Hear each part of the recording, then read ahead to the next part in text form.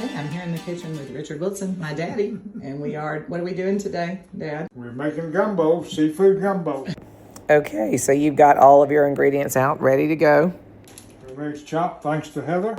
The vegetables that Heather chopped, the onions and green onions and celery and bell pepper, and I think they refer to that as the Holy Trinity. Cajun cooking. Tell me what's in the containers. And that's the stock, the boiled shrimp, and That's your okra. that's the okra that helps make the gumbo. Well, this is a little book called the Little Gumbo Book, and it's got 27 gumbo recipes in there, and this is just a combination of a couple of them that I kind of put together. And anyway, I found it in New Orleans probably 40 years ago. Been making gumbo a long time. That's about the only thing this pot is used for, is to make the gumbo. Well, the first thing we have to do is make the roux, and of course you put your heat on medium high and put your flour in there, and it takes about 15 minutes of constant stirring, and it changes colors. It's very interesting. And it'll eventually be a rich mahogany brown and smell like it's burned, but it's not. And what kind of fat are you using today for that? Well, I'm using just oil, and half bacon. I've always liked the bacon grease and the vegetable oil. Yeah. I think if you use butter, you have to use a little oil mixed in with it, otherwise it would burn it. Okay, so now your flour is going in. And how do you keep that from getting big lumpy? Well, you just stir. Mm-hmm. So do you stir your roux the whole time you're cooking? Well, once the flour starts to brown, yes, you stir constantly for about 14 or 15 minutes. But the roux really is what makes it to me. Yeah. Too blonde of a roux and you don't get much flavor in the gumbo. My friend Betsy, who's from New Orleans, says everybody should cook a gumbo roux to burnt once, just to see how far you can take it, because you'd be surprised how brown you can get it.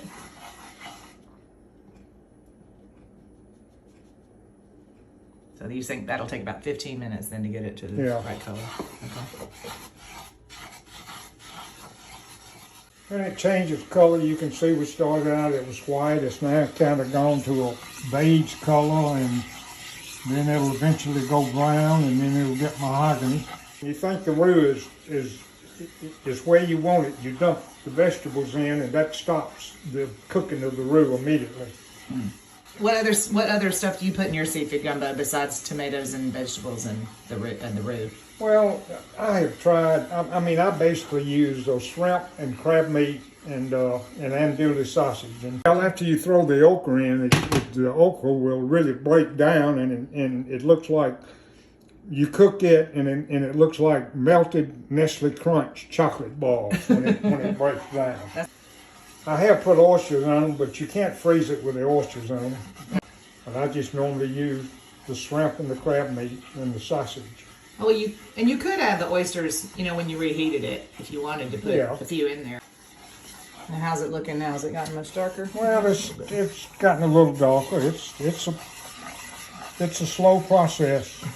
Does it freeze well otherwise without? Yeah, oysters? Yeah. I mean, it freezes well without the oysters, and I don't normally freeze them until the second day. Why is that? Well, it just gives everything time to season overnight. And, most anything you cook is always better the next day than it is the first day. Yeah, for slow cooks and stews and things, that's true. That's definitely true. Here, give me a smile. I can't see your pretty face. You know why it's called gumbo? Well, I think it has something to do with the okra. I think you're right.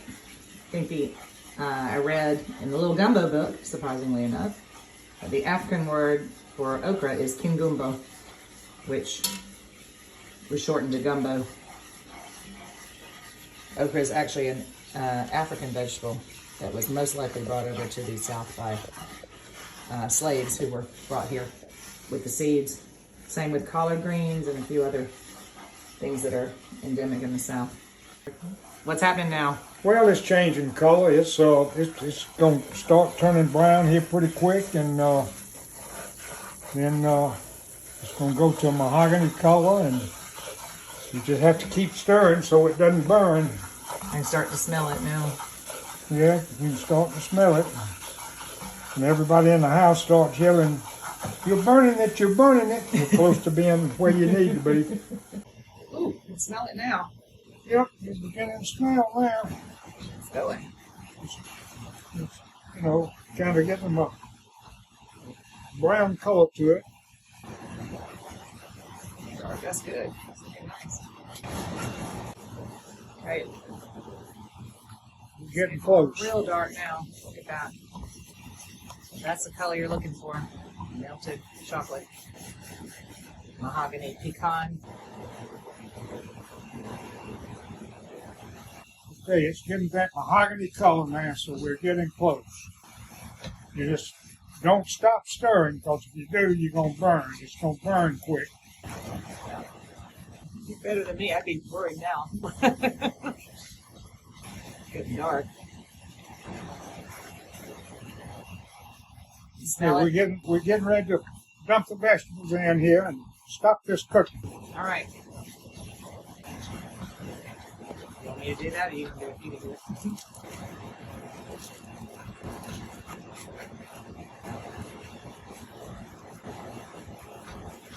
Ooh, that is. Oh, yum. Oh my gosh, that smells so good.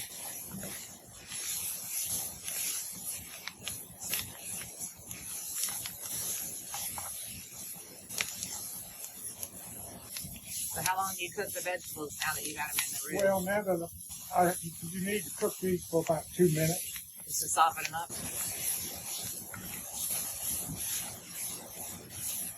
Ooh, I smell that. It smells yum. Okay, that's stops the cooking of the roux, so now we're going to put the okra in and it'll break down. And you turn down the heat a little bit right now? I did turn down the heat a little bit. Yeah, so it doesn't. So you use frozen okra, but you can use frozen or fresh. Either one's fine.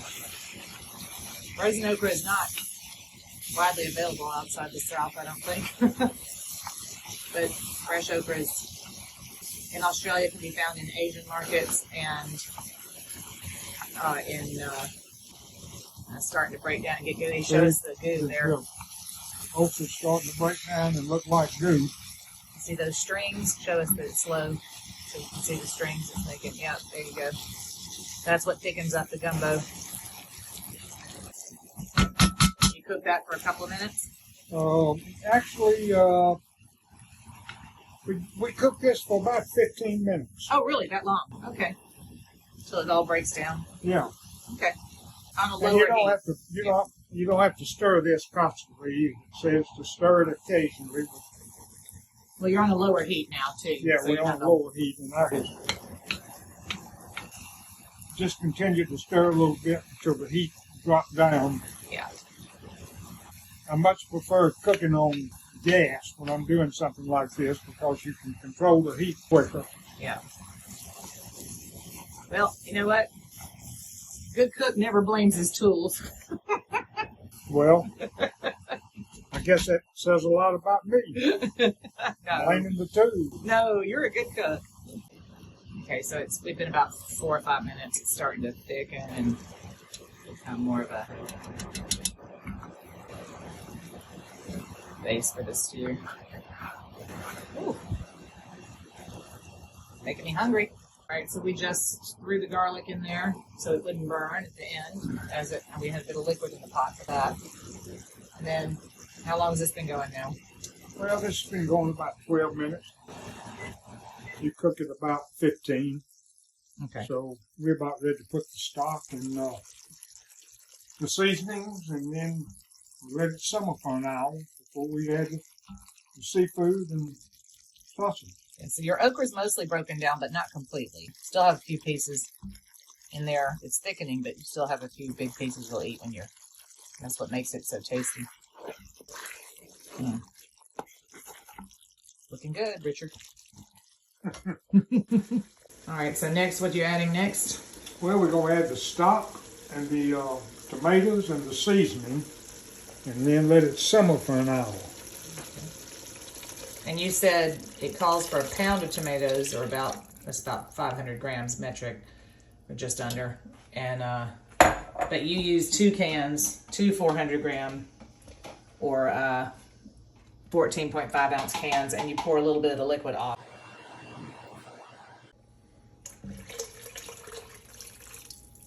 So how much stock did you just put in there? Well, 6 cups. Okay. Yep. So now we got that going.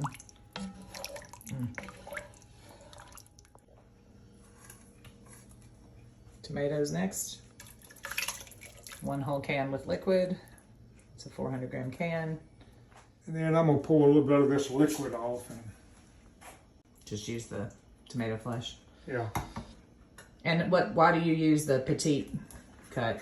Well, it just calls for chopped tomatoes. And I missed that. We need to add the seasoning. Okay. Okay, what you doing now? Well, I'm adding the seasoning. That's cayenne and salt. And now we're going to add some thyme and bay leaves. So you're putting in your thyme, your cayenne pepper. That's a generous one, yeah. Half a teaspoon of cayenne. Okay, and a teaspoon of thyme. And then how many bay leaves? I need probably, it calls for 4. I'll probably put 5 or 6 in there. Yeah, these are smaller ones. They're not real super big, so yeah, I can see that. So pop those in. 1, 2, 5 in there.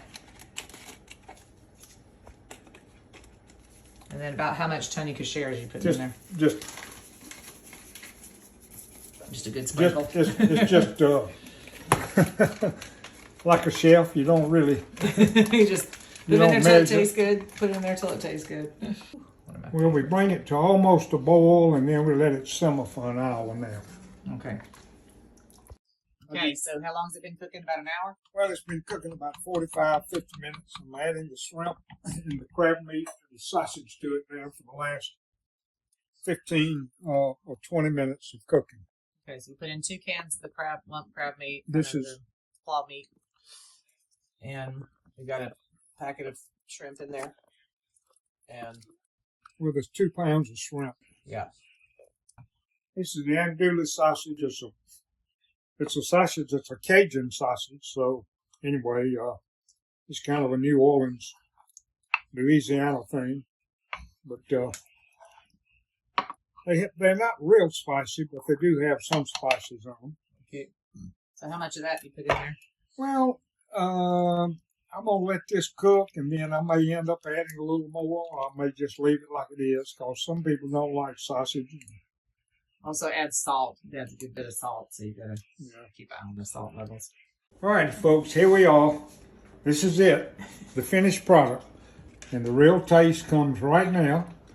Let's see what it tastes like. All right. It looks pretty good to me. All right, I'm ready to try. Let me get my spoon. Oh, Heather's going to do it. My food guru. Here we go. You ready? And here we go. Do it at the same time. We're going to do it. I got a shrimp.